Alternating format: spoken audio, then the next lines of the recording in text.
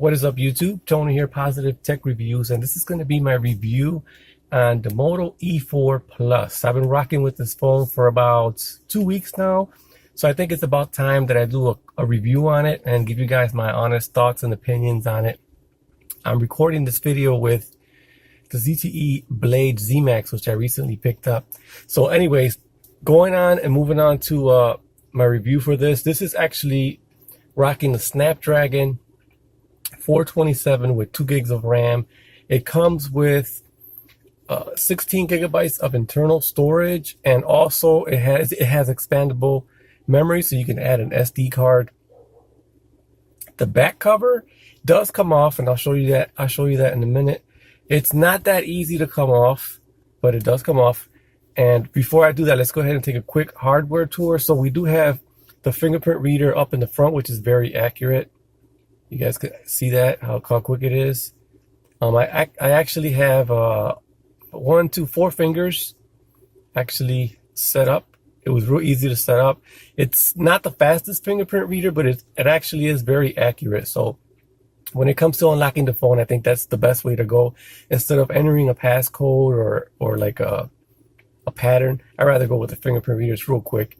And we also have it's running stock Android, so 7.1.1 out of the box. It does have, I believe it's June security patch update, so it's not fully updated, but it does have the security patch update for June, which is a good thing. On the front, we do have a 5 megapixel camera with a flash, so that's a pretty cool thing. You don't see a lot of smartphones with flashes in the front. So it does have a flash in the front, 5 megapixels. It records also in 1080p 30 frames per second in the front. And on the rear camera, we do have a 13 megapixel rear camera. We do have the flash there, and it also records in 1080p 30 frames per second. That's like the highest setting on both cameras. So there's no 60 frames per second, and there's no 4K recording on this phone, unfortunately. And also one of the downsides, which is not really a downside, because if you really think about it, this phone right here has 5,000 milliamp battery, so it's not going to require charging every day. With my usage, I actually was able to get almost 3 days of usage with this phone, and probably about 7 hours of on-screen time. That's not going real heavy with it, but if you go real heavy with it in one full day, you could probably get like maybe close to 8-9 hours of on-screen time. So depending on your usage, it's gonna vary. With me, I was able to get 3 days, almost 3 days, and about 6 hours or close to 7 hours of on-screen time, which is damn good. So using this port, it also have micro USB Type-C. It has micro USB, which is, it may be a downer for some people, but for me it's fine because you don't have to charge it all the time. And I got plenty of these cords that were laying around, the micro. And also on the top, we do have that headphone jack, which is awesome. So the audio quality that's coming out of the headphone jack is not the best. I'll be totally honest. It's kind of low, in my opinion, compared to like the iPhone or what else do I have here? I got the iPhone. I also got the ZTE Blade Z Max. I think the audio coming from the headphone jack on this one is not the greatest. It sounds decent, but it doesn't. In my usage, I use the Apple EarPods with it, and they don't seem to get real loud. So, that's one thing. The speaker quality coming from the front-facing speaker is very good. Even with calls, playing video, the speaker does a real good job. There's only one front-firing speaker, and it's combined with the earpiece. So call qualities on here are real good. When recording video with this phone is actually real good too. It does have 2 microphones, and I like the placement of the microphone. So we have one on the bottom for calls and stuff like that. And then when you're recording like this in landscape mode, you have that microphone which is in front of you, so you get all the audio coming in. So it does a real good job with video recording. And for it having a 13 megapixel camera on the back, it does pretty good. Now it kind of struggles just a little bit in like medium to low light, but outdoors and in well lit places, it does a real good job with the rear camera. The front camera is actually real good also. 5 megapixels. Same issue with it, you know, kind of a little struggle with low light or medium lighting, but you got a flash, which helps out a lot. And we also have some settings on here on the camera. Let me go into the camera real quick. You do have a lot of settings. You can actually, let me show you. Go to the camera real quick. You have video. You also have, professional mode, which you can set up your own settings. You have panorama, you have video, and you have photo. That's all you have. It's pretty, there's no like bokeh effect on here with this camera or anything like that. But the cameras are real good. You have auto HDR, and you can turn it on and off. So as far as the camera when taking pictures is real nice. It does a real good job. And also video recording, nice. It does a real good job also. No complaints. You guys can see through the viewfinder. Let me see if you can see something. You can see me right there. How you doing? You know, the display is another thing that I'm going to get into. It does have a 5.5-inch display, and it is LCD IPS. Let me show you. So the display is actually 720p, which is a shocker. When I first got this phone and pulled it out of the box, turned it on, I thought for sure it was at least 1080p. So it does have a real good 720p display on it. And that's not a bad thing, because in all reality, when it comes to battery life, you're going to get the most efficiency with a 720p screen. So this is a 720p screen, but it's a good screen. So they did a good job with this screen. Even on its smaller brother, the E4, it does have a real good screen also. So when it comes to the screens on both of these, they're actually almost the same identical specs, as far as both having 720p, both having the Snapdragon 427, and both having 2 gigs of RAM, both having 16 gigs of internal storage with expandable SD card. Both of them, but the smaller one, which is the E4, has a removable battery, and it has 2800 milliamps, and this one here is 5000 milliamps, and it's non-removable. So let's go ahead and pull the back cover off so you guys can see the back of the phone real quick.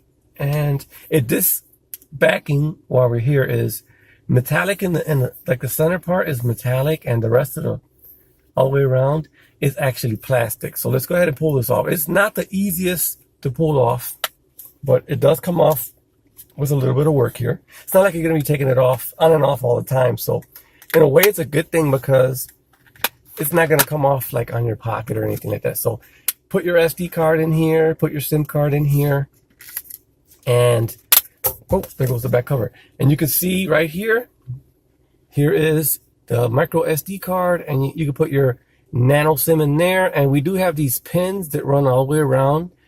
You guys can see they're like spring-loaded pins. And this is for the back cover. So I guess the back cover can easily be removed. So it's like a pressure spring. Real nice.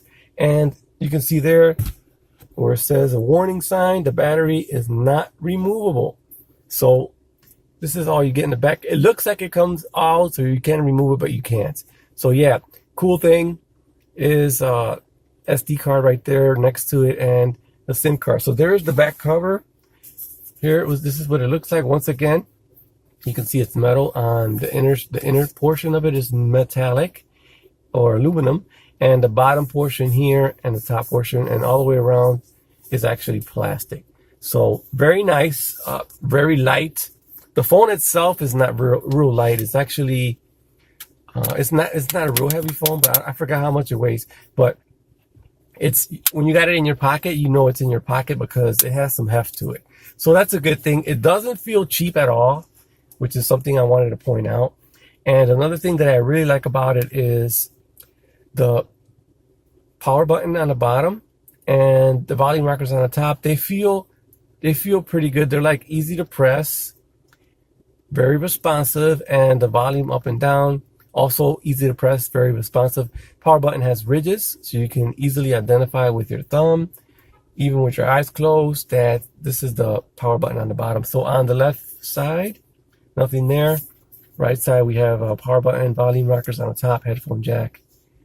And on the bottom, We have a microphone and the US and micro USB. So overall, this is running stock Android, like I mentioned, 7.1.1. It is a very simple operating system. Right now, I currently have Oreo Launcher, which is, I actually got the APK and downloaded it and installed it on here. And it's running like a boss. It does have the swipe over for Google Now. You get all your Google Now cards. Everything works real good. This is a pretty fast and fluid phone. It is a simple, there's not a lot of bloat on here actually. Well, this one actually comes with bloat because it is from Verizon, but you can disable that. But if you get this phone like on Amazon, unlocked version, there's two different types. You can get the one with the Amazon ads or the one without the Amazon ads, which is a little bit more price. I think it's like $170, $179. But the Amazon ad is like $149 or $139. So you do get a little bit of a discount, but the ads are just, and I did get that one. The ads were just, they weren't specifically related to me, and I was kind of getting annoyed with the ads. So I ended up returning that one and picking this one up from Target. And this is the Verizon prepaid version, but you can get this unlocked. If you haven't watched my previous videos, I do have a video out where there's a link on it where you can get this unlocked for $2.25, and you can use your T-Mobile SIM, which is what I have in here now, T-Mobile, and it just unlocked to all GSM carriers. So that is why I'm rocking with it right now. So on the scale of 1 to 10, my honest opinion, I got a good deal on it. I think the best deal that you can pick this up on would be Verizon prepaid, and you can unlock it for $99 for the phone, and then the unlock code is like $2.25. There's different ones on Amazon. You can go straight to the Google Play Store and pay. I believe it's $180 plus tax and all that. Not the Google Play. You go to Motorola. I mean, and you can pay that price, and they have two different variants. One is 16 gigs. The other one is 32, if I'm not mistaken. I'm not even really positive about that. I may be wrong. I think they're all 16 gigs. Let's look it up real quick. But I think that they do have, I think they do have a 32 gigabyte variant and a 16 gigabyte. So let me check this out real quick. Let me type it in. Moto E4 Plus. Let's see what we get.